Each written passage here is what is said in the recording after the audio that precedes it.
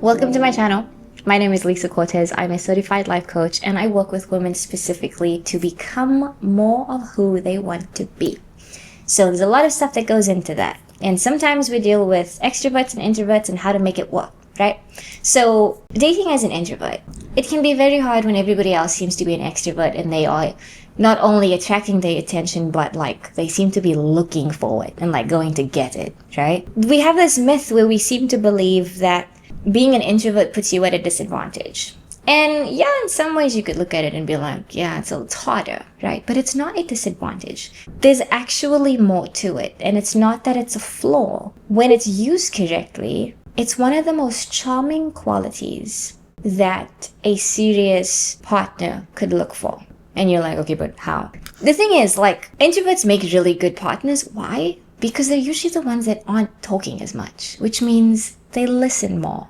They are incredibly good listeners. They pick up the little things that everybody else will kind of like bulldoze over. They will actually notice the little things. They add value to conversation. They're not just talking to take up space or to fill the silence. They are actually comfortable with silence. And when you're looking to live a long life with somebody, there's going to be silent moments and you have to be comfortable with it. They are also steady and reliable. So introverts tend to be, and I'm not saying that extroverts are not these things, right? But just typically, introverts tend to be very grounded and consistent. And that is what helps to build a strong and lasting relationship. We don't have to think about it like a flaw. We can really think about it like a strength. And so I made some notes on how to approach dating as an introvert.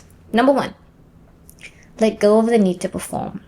Approach dating with a curiosity, without the pressure to be something you think you have to be or to show up a way that you think you have to show up for somebody to like you. Just let go of the need to perform.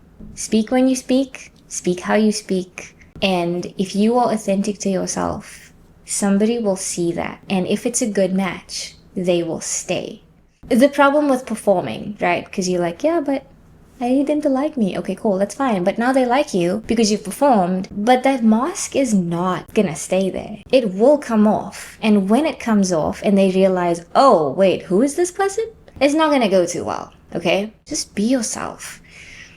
Number 2, pick comfortable settings, because I know it's kind of hard. You're like, well, I want somebody, but like, I don't want to leave my house. So you're gonna have to leave your house, I'm sorry. You could do online dating, by all means. Go ahead. And I know that sometimes online dating is harder, specifically if you are in a faith group, because you obviously want to like find somebody that believes the same things, right? You really should, otherwise things get tricky. Just coach advice, there you go. You can find apps, and I think there's one, I think I made a note of it. Oh yes, there's an app called Holy that's not affiliated with us. I actually just have a friend or a couple that are our friends and they met on this app where they were like able to be really specific about the faith that they were looking for. So that's kind of cool because it was pretty extensive and a lot of apps don't really allow you to do that. But find good apps. Also go to your like local community.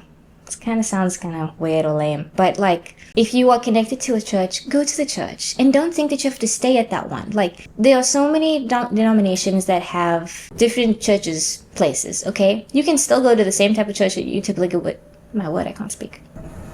You can still go to the same type of church that you typically would, just in a different location. For example, if there is a major Christian conference, you want to go there, right?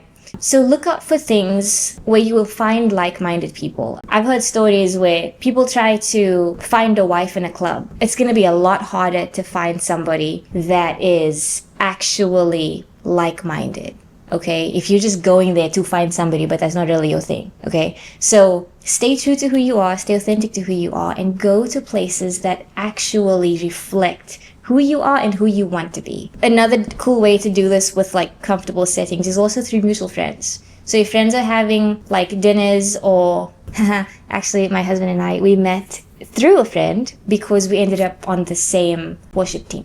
So mutual friends will do something for you. But that's a cool thing too, right? Because typically those friends are at least similar or like-minded in some way. So there should be some connection to maybe the way you see life and those types of things. So now the other thing too, like Fine, now you found somebody, right? Let's just say. But now the dating becomes an interesting journey also. You can still honor being an introvert when you are dating. And you should, if that is who you really are. Obviously, we can all grow and become a little more like social and be little social butterflies when we want to. And that's wonderful. But don't change for the person, right? Don't change who you are to keep somebody.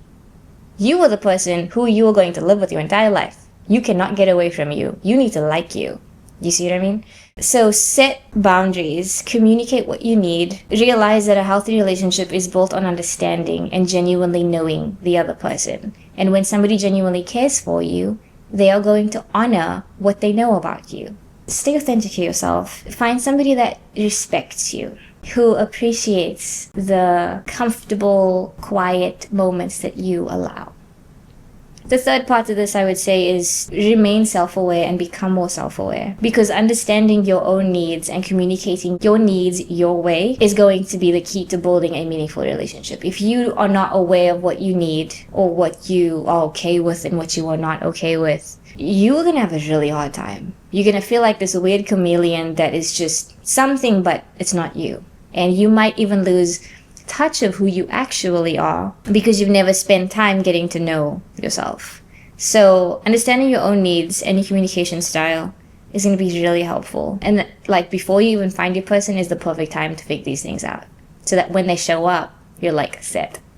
If any of this is meaningful to you for where you are in life right now, or maybe you are that introvert, kind of having a hard time dating, maybe you have some limiting beliefs, or you really just freaked out to leave the house and it's kind of messing with you, or you have like bad experiences from the past that it's kind of holding you back, but you want to go out and do this thing, then let me know. Drop a comment, DM me. We can have a chat. We can have a complimentary chat where we talk about what you are trying to do and who you want to be. So introversion is not a barrier to love, I promise. It's actually a really good strength, and it's going to lead to a very meaningful relationship if you use it well and you stay true to yourself and your values, and you don't make decisions out of desperation or a rush. Stay grounded, stay calm, your person will come.